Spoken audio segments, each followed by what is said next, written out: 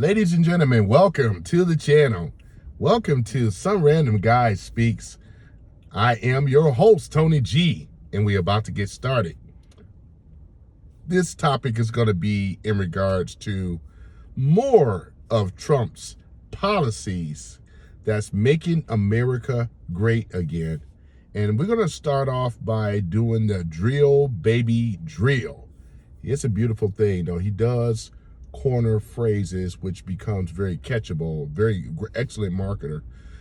Drill, baby, drill, often tied to energy policies, debates about expanding domestic oil and gas productions in the U.S., given to earlier questions about the American automotive manufacturers, right?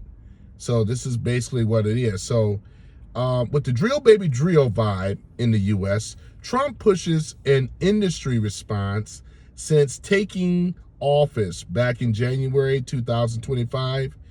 Gearing up for the post-2024 election, Trump has doubled down on the catchphrase of his campaign, signaling a return to aggressive fossil fuel expansion. His administration is reportedly planning to reverse Biden's era restrictions, right, on drilling, targeting federal lands and offshore sites like the Gulf of America and Alaska's Antarctic National Wildlife Refuge, right?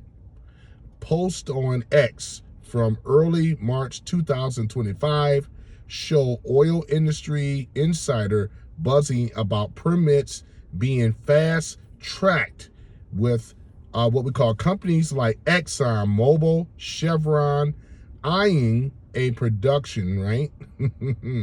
Oh man, a production boost of up to 1 million barrels per day by 2027.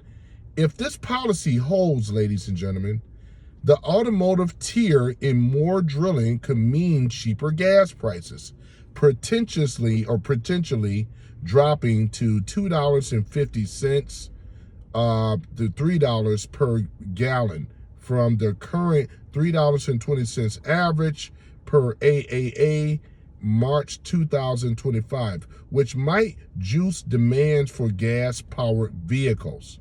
American automotive like Ford and GM still heavy reliant on trucks and SUVs, etc.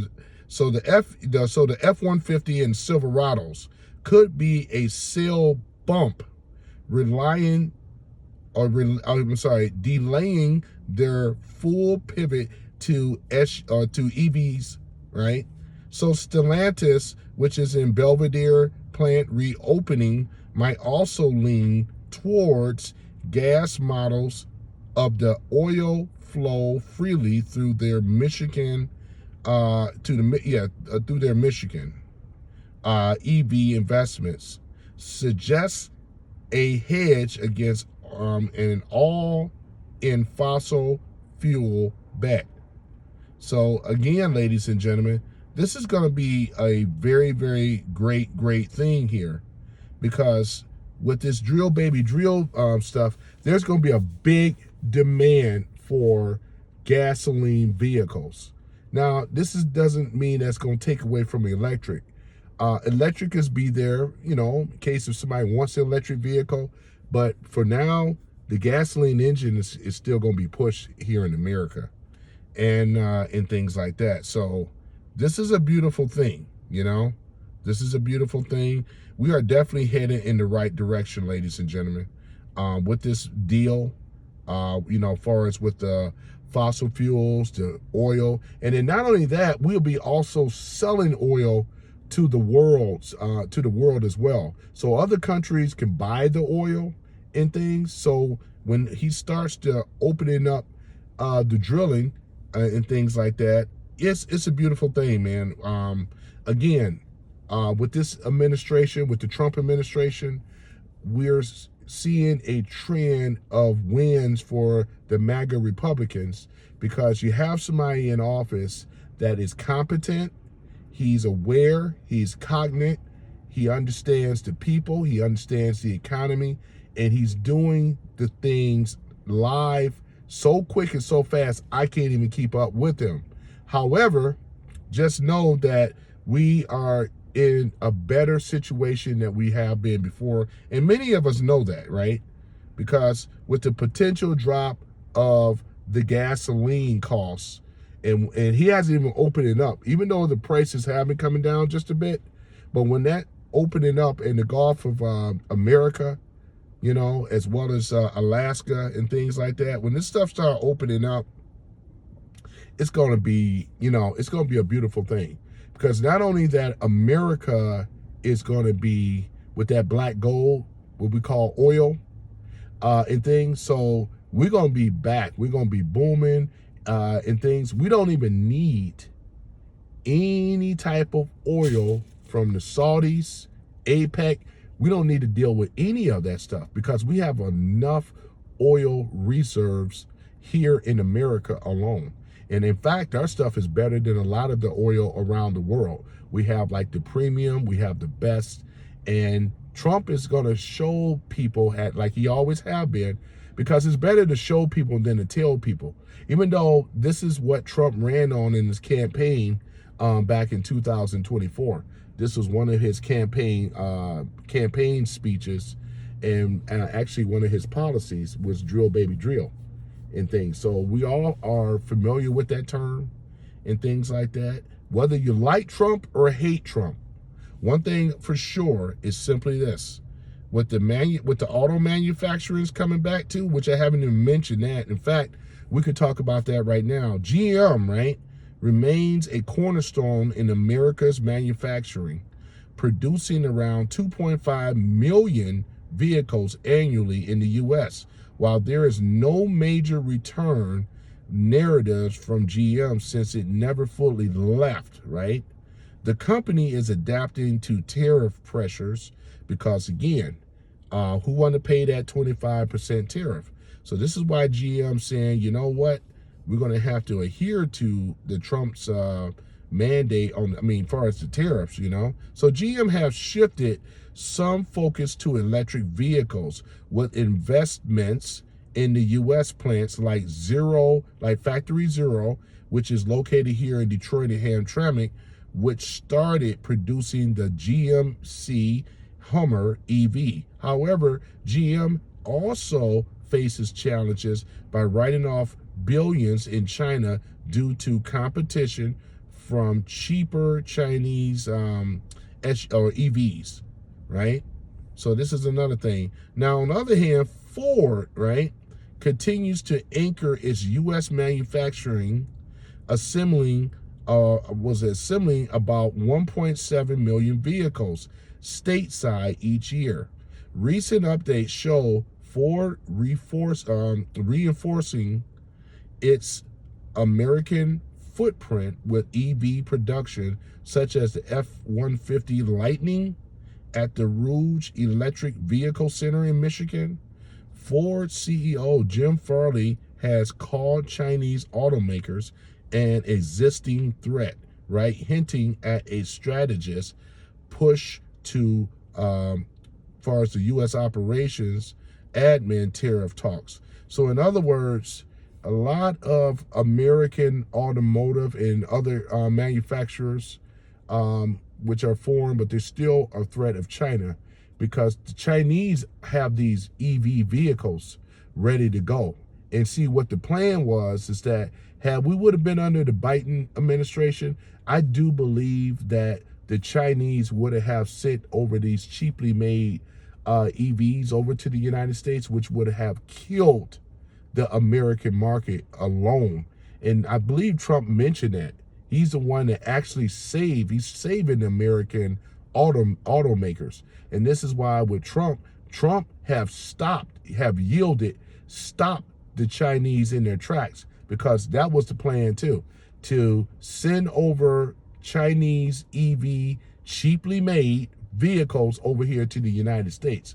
And with that, nowhere in the world, not just American automotive, but we talk about Honda and all the rest of them, they would have been in trouble.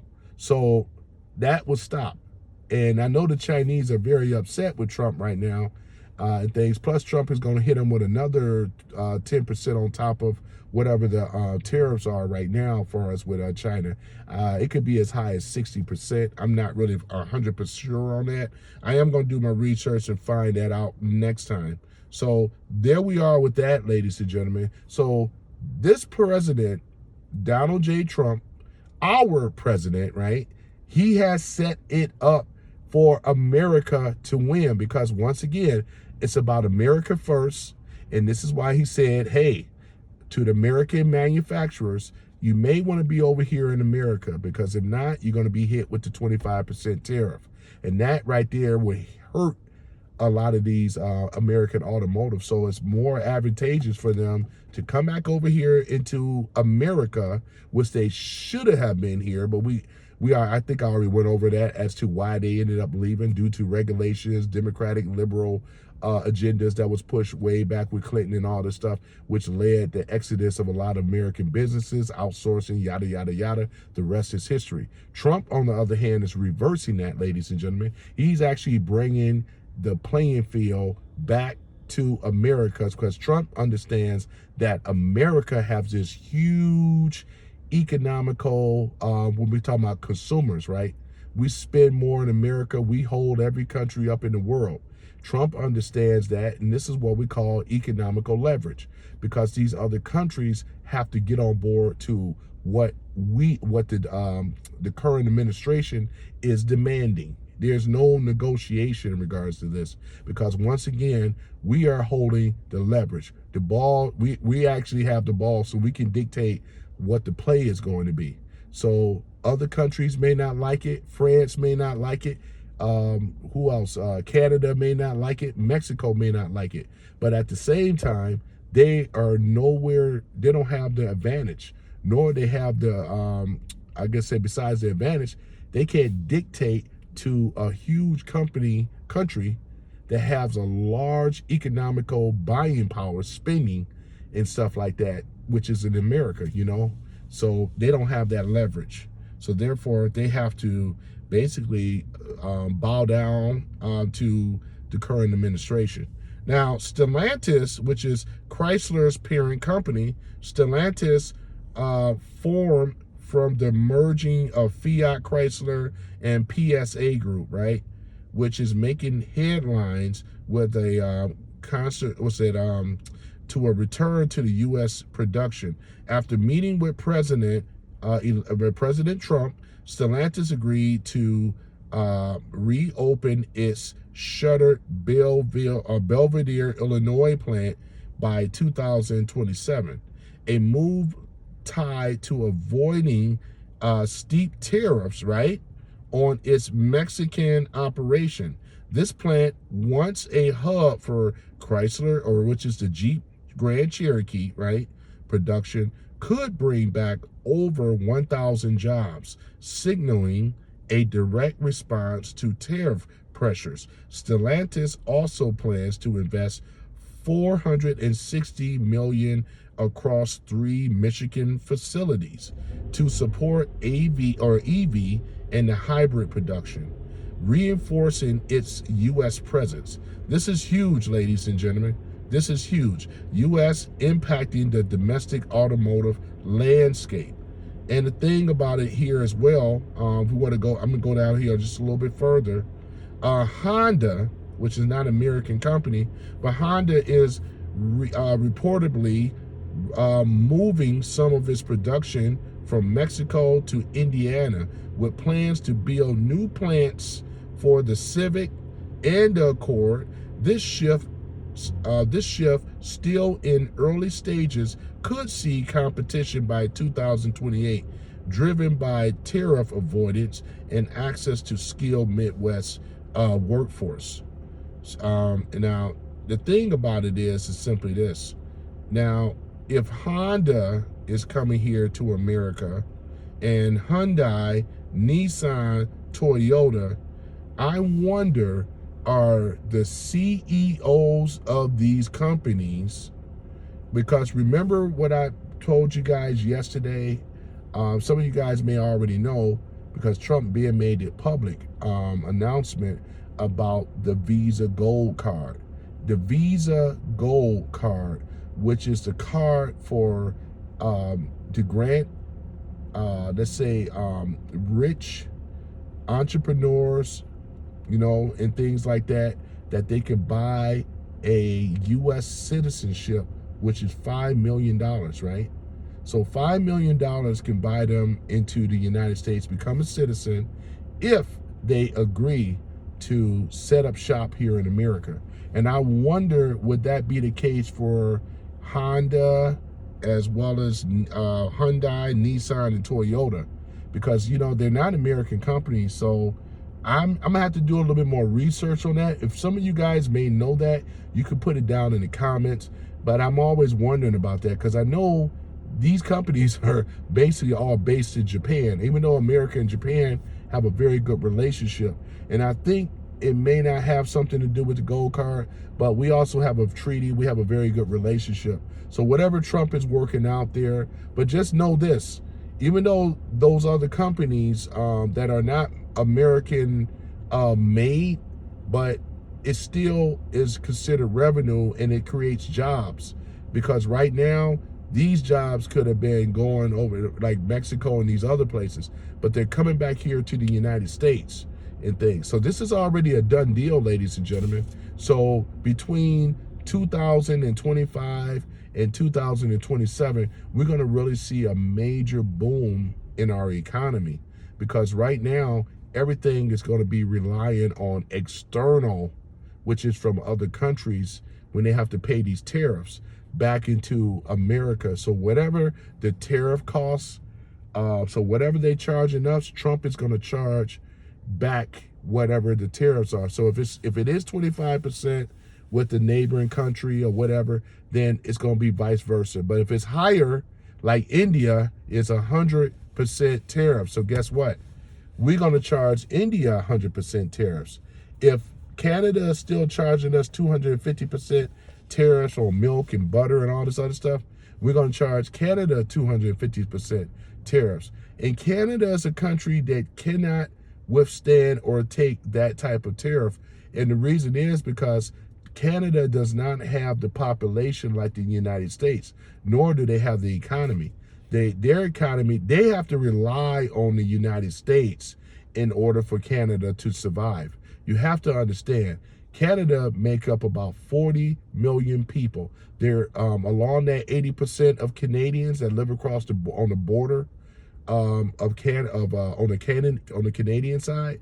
There are about 80% of them that live in that area. Then you got some other people in the outer areas and things like that. But the majority of the 80% of the people reside on the border of Canada, crossing over into the United States. And then when we look at it, the average of them, I would say about 50% of them and things like that, they don't have, as far as the buying power and everything like we do here in America, because of their high taxes and things like that. So right now, Trump knows all this, and this is why he can do the art of the deal, and he can negotiate. And if Trudeau was smart, he would have negotiated. But I think that Trudeau wasn't the only person that was pushing for this. I'm talking about Justin Trudeau. I believe that there was others that was pushing Trudeau to try to get Trump to stop with the Canadian tariffs and things like that. So Canada itself, I'm talking about the government, not the people, but the government, sit more of an entitlement, you know what I'm saying? And they're still in that old administration. I mean, this has been going on for years, ever since the NAFTA pretty much have been created. And prior to that, Canada have always been tethered to the United States. So it's about time that the Canadian government is going to have to figure out a way to carry their own weight and to be more self-sufficient instead of relying on the United States all the time.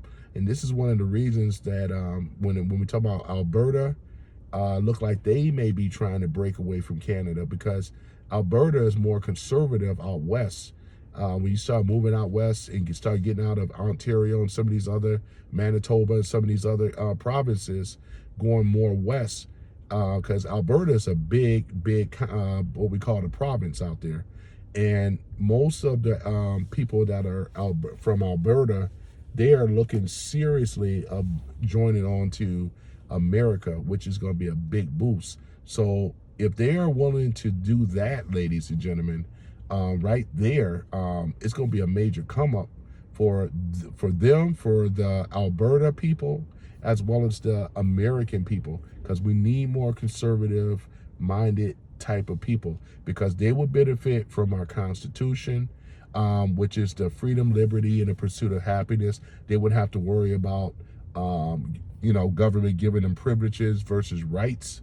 They'll also benefit from way lower taxes, if not no taxes at all. In fact, once Trump get this thing really off the ground, because it's already happening, where the average American, so I'm talking about $150,000 and down, so $150,000 or less, the average American will not have to be paying taxes anymore. And if you imagine if Alberta becomes part of the United States, they will also benefit from that as well. They will benefit under the Constitution. And I believe that a lot of people from Alberta see the bigger picture. They don't want to have anything to do with this woke liberal foolishness that's being pushed in some of these other provinces, especially in Ontario and Quebec and some of these other places. They don't want to have anything to do with that. They just want to be able to live free, not bother nobody without big government telling them what to do. And they could take advantage of the Constitution, freedom of speech, freedom of liberty. Freedom of speech, freedom of religion, and the freedom of the free press. These are the things under the First Amendment right. And then also the Second Amendment right, which is the right to bear arms. So they will benefit from that as well. The other people from Canada will not, because they're under the old Parliament, under the UK, the Commonwealth, and all that other stuff. So they won't benefit very much other than the Quebecers. And I believe what's going to end up happening is that people, when they start to go and visit Quebec could be like the United States. It's like, oh, wow, the no taxes, prices is going down. The farmers, and I forgot about that. The farmers here in America is going to boom as well too. You know what I'm saying? Because they won't be subjected to all these regulations that they were doing, because it pretty much destroyed a lot of farmers, the local farmers anyway, of their livelihoods and stuff like that. So American farmers have been under a lot. And with the new regime or the new administration under Trump, we're going to start seeing a lot of agriculture boom back here in the United States, which means that we wouldn't need to have our produce coming out of Mexico. So all these fruit and vegetable places that a lot of people are dealing with, because you got to understand, that is not what I consider healthy food, because it has to go through customs, and it get it get nuked, So when we know what I mean about stuff being nuked and stuff like that. So it's always good to buy local anyway. So we'll have a relationship back with the local farmers, and we'll start seeing like changes, major changes. The whole factory farming is going to have to clean up their act if they want to continue doing business in America. All these GMOs and all these other type of stuff, all this stuff is going to be changing, ladies and gentlemen. We won't even see like a lot of these commercials that are advertising, as far as pharmaceutical drugs and stuff like that. So we won't be seeing that either. And I'm actually going to be talking about that probably on my next video. But I just wanted to point out some things in regards to where we are today and where we're going, because I truly believe it's the golden age that we are in right now, and it's about to get way, way better than this in things. And we're seeing a tangible policy, and this is the stuff that Trump ran on back in 2024. A lot of us that voted for MAGA Republicans and voted for Trump, even liberals, we're aware of this, because Trump actually has a policy that works for the people. It worked back in 2016 when he first became president. We started seeing and benefiting under rates and prices, and inflation started going down. Gas prices started going down. If I'm correct, I believe we're at 1% inflation. And, so Trump has a winning track record of being for the people. He's actually a president. The people's president is what I call Trump. We never had a people's president before. His popularity is better than Obama, Clinton, even in their heyday. Trump's popularity is far outreach those guys. And Biden, there ain't no sense even mentioning him. And the Bushes, no sense in mentioning them either. They have very low approval ratings and things. Trump is a president that get things done, ladies and gentlemen, because he's a businessman. He doesn't like a lot of rhetoric or excuses. He expects for you to be at the best of your craft, the best of the best, and the merit base and all this stuff. So that's why right now we're seeing more normalcy in America now, instead of all these agendas and these insurgencies that you're seeing with the Teslas and all this other stuff. That's going to be neutralized very, very soon, because once again, Trump has the ear of the people and the respect and the love by the people and the military. So when you have the respect of the people, you can get a lot of things done, as opposed to the Democrats, the liberal left. They do not have the respect by the people. They do not have the narrative as well. They lost credibility, and they do not have any type of leadership, ladies and gentlemen. And these are the things that are destroying this particular party, which is the Democrats. Because the Democrats, once again, they never pushed a policy. Their policy was attacking Trump all the time. And Trump didn't attack them very much. He didn't have to. All Trump had to do is stay on policies, right? Stay on the border, stay on security, stay on the economy. Things that real Americans, once again, ladies and gentlemen, identify to a day-to-day basis. We identify with all this stuff. We don't identify with all this transgender, grooming children, as I said before. None of this stuff matters to a hill of beans. The only thing that matters is that your average Americans are looking for the borders to be safe and secure. And Trump has done that. He has sent thousands of military to the southern border to secure it, right?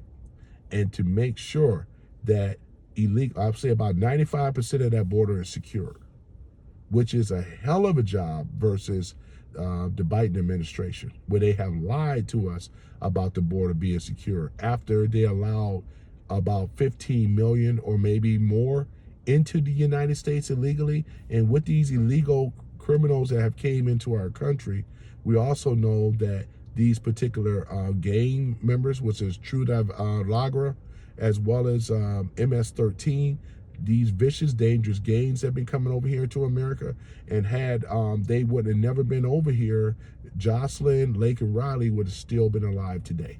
You know what I'm saying? There's no need for this stuff, And this is why they did not stand when these girls, the parents was there when they had that joint congressional meeting thing. Trump, they did not stand.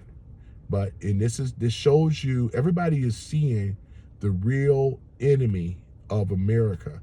They always have been here, but now they are fully exposed.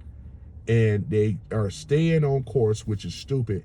They're still doubling down with this nonsense rhetoric that they're doing, with their exciting violence through this Tesla stuff. Anybody that don't agree with the Democrats, Demo KKK rats, they go after you hard. They are a party of them. To what my opinion, I look at the Democratic Party. Maybe you guys see them as well. I look at the Democratic Party, right? I look at them as a domestic terrorist party organization. That's what I see in them today, because they have advocated and pushed more violence. When you go to their rallies and you don't agree with what they got going on, they will want to attack you, assault you, want to do physically harm to you, call you a Nazi, call you a sellout, or whatever the case may be. and they don't believe in the Constitution. They don't believe in freedom of speech.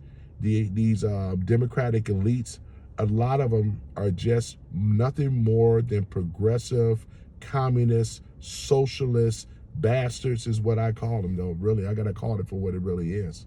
And this is one of the main reasons we don't have to worry about the Democratic Party, because they don't have no leadership. Whoever that's really been running the country under Joe Biden, many of us would say probably Obama in the basement. And it's possible. Him and a few others. But right now, you don't see Obama. You don't see him on out there like that. So Jasmine Crockett, I don't call that a leader, though, because if she is going to run and lead the Democratic Party, then they may as well just kiss it. And the MAGA Republicans, leadership, the MAGA Republicans are wanting her to be the leader, because it'll be another easy win. Even with AOC, if you want to put her out and put her, over the Senate and put her in there, because again, it's going to be an easy win.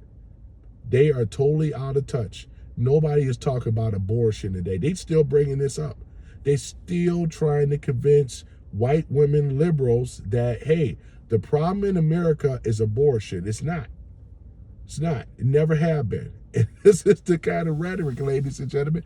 It's so idiotic, but they still are trying to run on these narratives and stuff like this, man.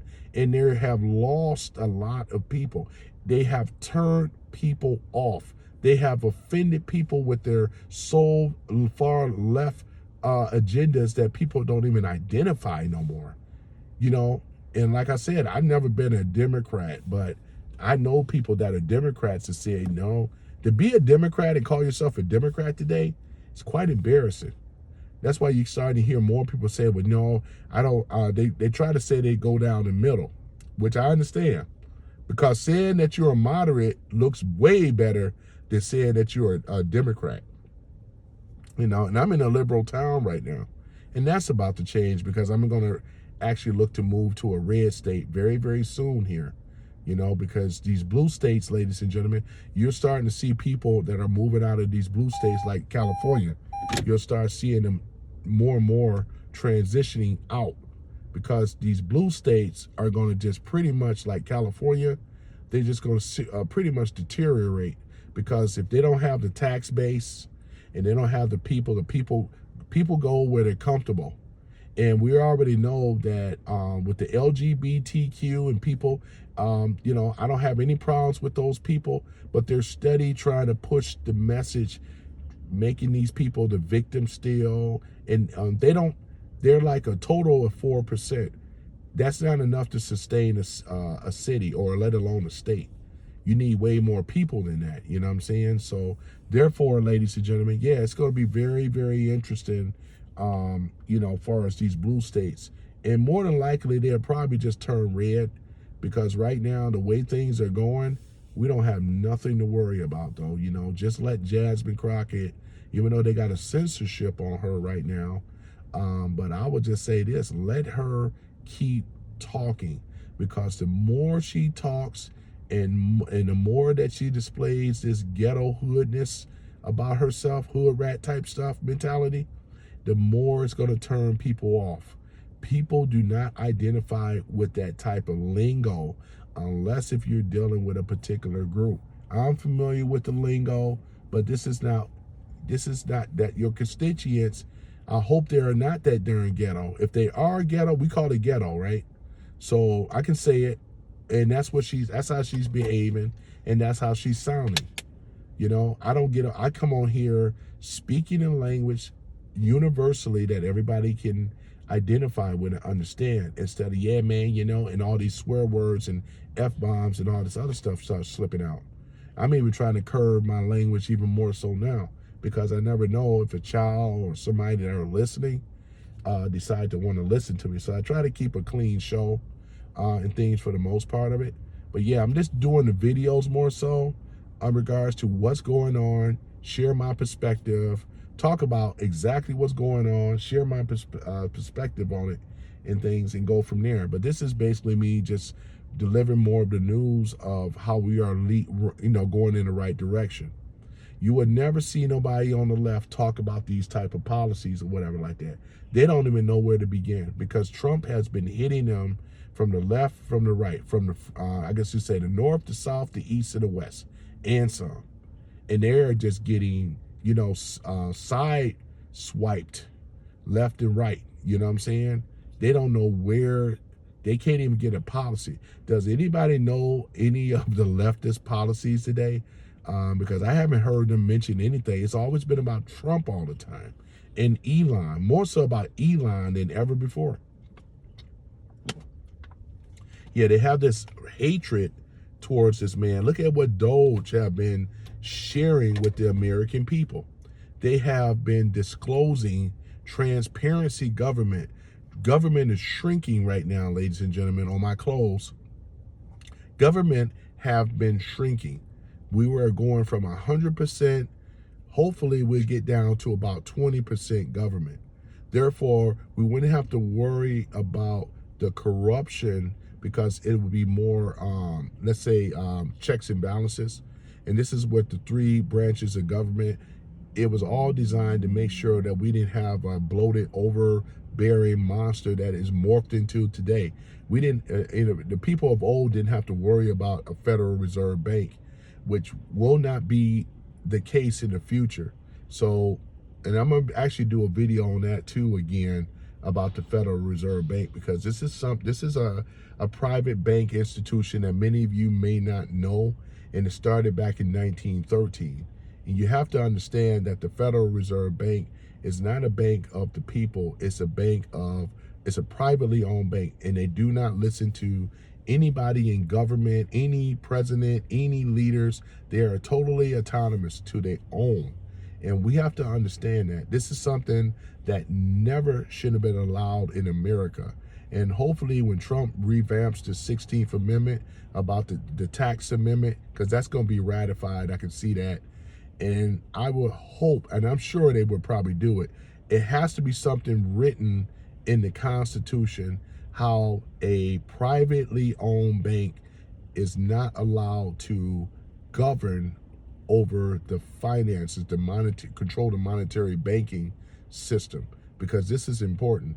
This will be the only way to keep them out of it. And the people, our kids, will have to be educated on central banks, private banks. They will have to be educated on this stuff, because the lack of education, they can pop up in the future. They popped up in the past. So from proper education, educating our students, making sure that they are aware of how the central bank operates, what it is.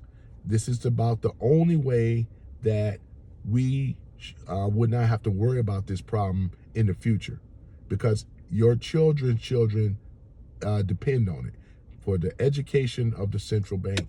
Find out what that is. It never been audited, just like with Fort Knox. We're going to have to go in there. Therefore, because we're going back on the gold standard, it's going to be a beautiful thing. I already talked about the tariffs. We talked about the precious metals like gold and silver. We talked about the crypto reserve as well. We talked about a lot of things, you know. So therefore, ladies and gentlemen, I thank you all for listening to Some Random Guy Speaks. I believe that I covered a lot of the basics regards to this to try to explain some things. So I'm going to continue doing that and things. So this stuff's supposed to be where a person can be able to understand it, you know.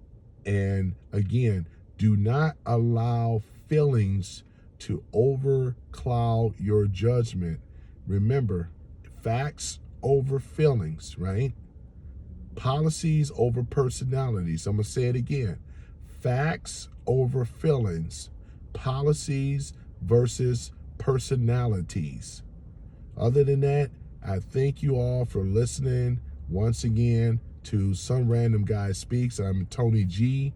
Please like, comment, and subscribe. Share this video with others as well. That would help me in the algorithm as well. And other than that, look forward to my next video. I have not been doing a lot of lives right now because due to time.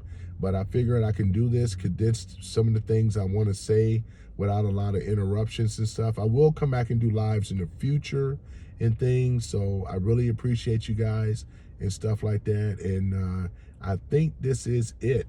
So yeah, so other than that, I'm gonna go ahead and sign off. I thank you guys, and look forward to the next video. Once again, God bless America. God bless Donald Trump and his family and your family as well. And let us all make America great again. Peace and love. See you. Thank you. And I am out.